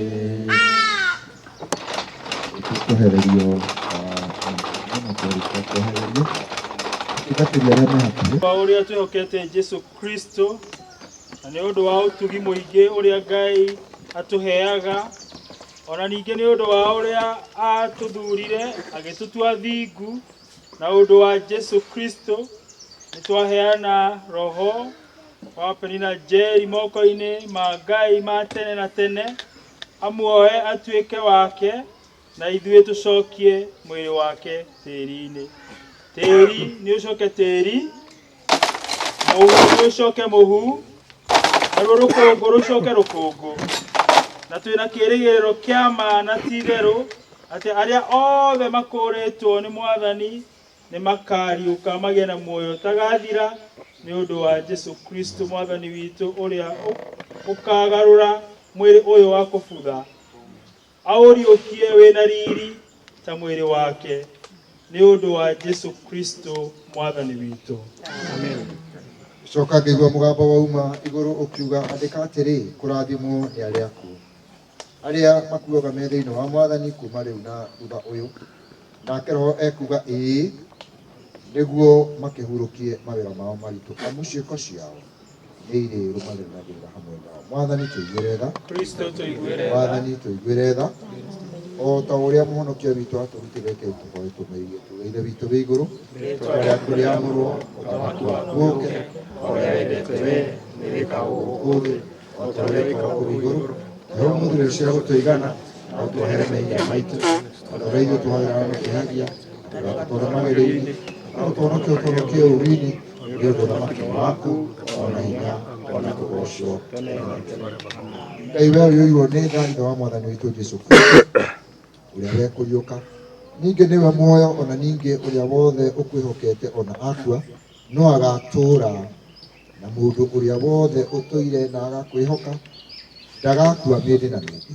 Ona ningĩ we uria waturutire mutumwo waku mutheru wetagwo Paulo ati tutigage kuigua uru ni undu wa aria makomete thiini wake o ta uria andu aria matari na kirigiriro meka. Turia twinyihitie ithe witu uturiukie kuri uhoro wa gikuo kia mehia tutigane namo tuthiage na mithiire ya uthingu nigetha ati uria tugakua tukahuruka thiini wake o ta uria tukwirigirira ati mwari uyu wa ithe witu ni ahuruka. Mwathani ugituiguire tha nigetha kirathimo kiria Mũrungu mwende ukarathima andu nakio aria othe makwendete na aria magwathĩkagĩra riria akamera ukani inyuĩ ciana ndathime cia aba gwatai uthamaki uria mwathondekeirwo gwata kĩambĩrĩria gĩa thĩ ĩno. Ĩtĩkĩra gũtũhe maũndũ maya twagũthaitha ithe witũ igũrũ nĩ tha nĩ ũndũ wa mũtũthaithanĩri na mũtũkũri Yesu Kristo. Amen. Twakinya tukuria ciana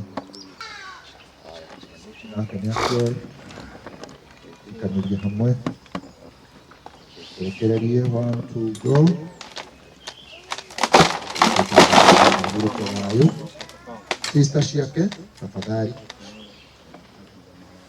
sister ciake anegerwo tĩri maciaranĩirwo nake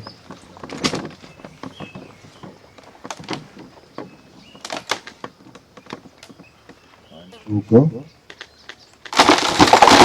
Then cousins, ada mehakuhi, marugamirwo na mehakuhi, cousins, brother, cousins, oh brother, sorry, Hugo, cousins, nephews. Na aciarire urutukia nginya aciari me hakuhi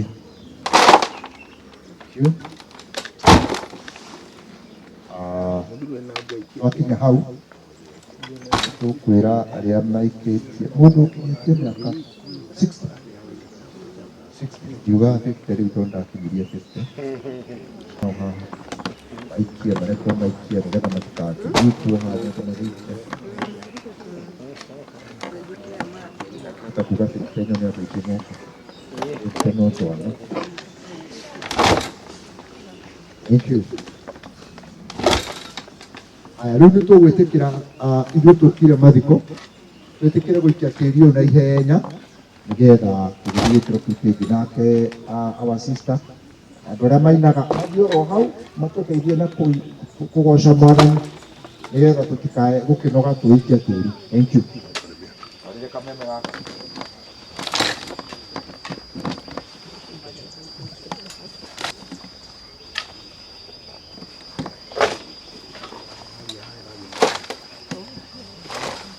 Einagera Ngai wakwa, einagera Ngai wakwa, einagera Ngai wakwa, matukũ magũte, einagera Ngai wakwa, einagera Ngai wakwa, einagera Ngai wakwa.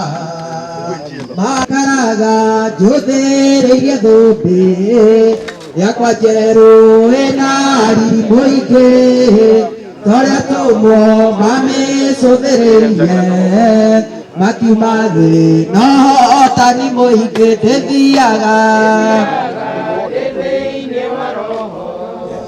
ngahoyaga ndĩ thĩinĩ wa roho ngagocaga ndĩ thĩinĩ wa roho tondũ nĩwe mũtongoria wa Maisiraeli maremera Ngai mehereirio itu na gĩtugĩ makĩremwo nĩ gũthiĩ rũgendo tondũ matiarĩ manaita merũ makĩroho na itingĩhoteka ndĩthiaga ndĩ thĩinĩ wa roho ngahoyaga ndĩ thĩinĩ wa roho ngahoyaga ndĩ thĩinĩ wa roho tondũ nĩwe mũtongoria wa ma. Jesu arora tũmuone akenire na gĩkeno rĩ thĩinĩ wa roho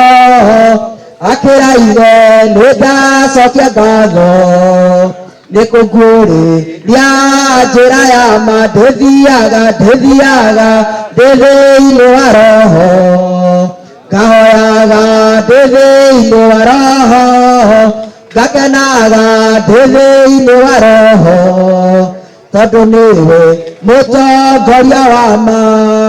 Ona-inĩ tũtaria atĩa Ngai witũ atwendete naguo twatuĩkire ciana cia Ngai nĩwe magegania Mwatha utiarĩte Ngai wakwa ndigekuona marundurundu nĩgetha nyone wega Baba bũrũri ũrĩa ndĩriragĩ tũregendio na hĩtũki gũkũ mũhuro ũyũ wa riũa nĩ gũcaria ithuĩ tũcaragia bũrũri ũrĩa wĩ witũ kĩũmbe hutia rĩake Ngai wakwa ndigekuona marundurundu nĩgetha nyone wega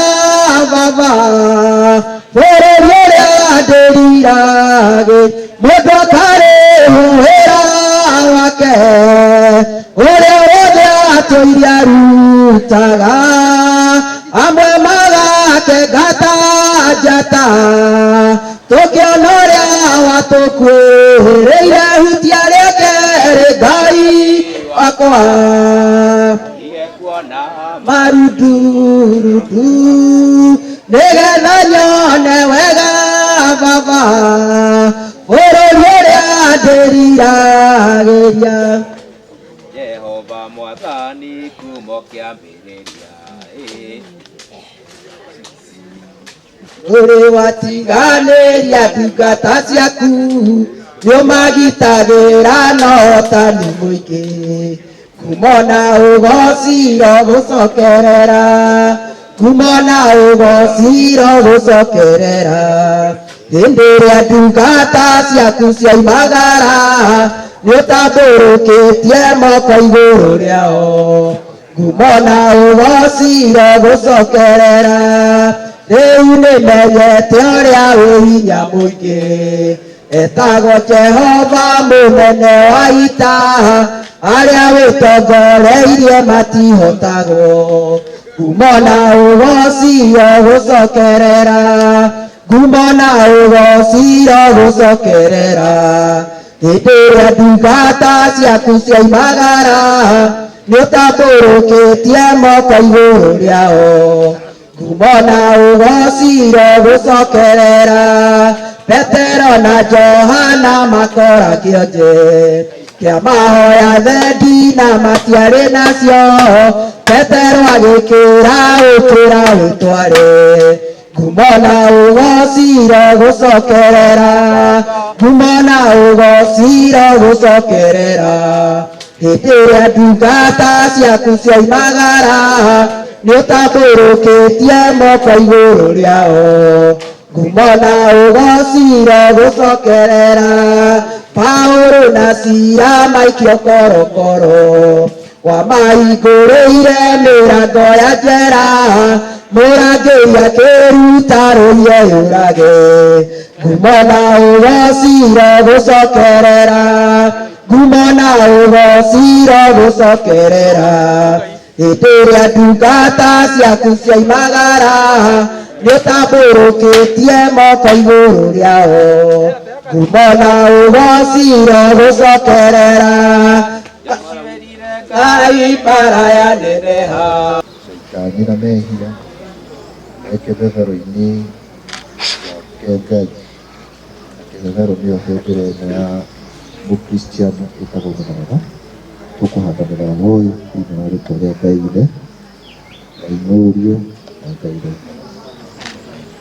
ihwa riu ria mutharaba leaders maigirire oreke kuigirira MC korwo hakuhi nanie niwete gutiga ukigirithia maundu macio mangi mũtaratara ũrĩa ũkwenda maigĩrĩrwo naguo tukuria mtungatĩri Katoliki. Amani ya Bwana ipite fahamu zote, iwalinde mioyo yenu na nia zenu katika hali ya kumjua na kumpenda Mungu na mwana wake Yesu Kristo Bwana wetu. Hayo baraka ya Mungu mwenye enzi, Baba, Mwana na Roho Mtakatifu iwe nanyi, kae na familia hii, kila mmoja wetu sasa na hata milele. Nitwauga ni thengio Baba, gatagati-inĩ ka maũndũ maya mothe mekĩkĩte Jehova Ngai nĩ ũrathimanĩte na kĩndũ kĩngĩrĩo. Twagĩtherithia na kũrĩ we Jehova Ngai wa gũtũũra, tũkĩririkana aingĩ mũno matarĩ kĩndũ mangĩrĩa mũthamaki. We nĩwe Ngai wao, tuĩke wa kũmarathima na kũmonekanĩra, na ithuĩ reke twamũkĩre na ngatho Jehova, na nĩ thĩinĩ wa rĩĩtwa rĩa mũrũguo Jesu Kristo ithe witũ twakũhoya na ningĩ twagũcokeria ngatho.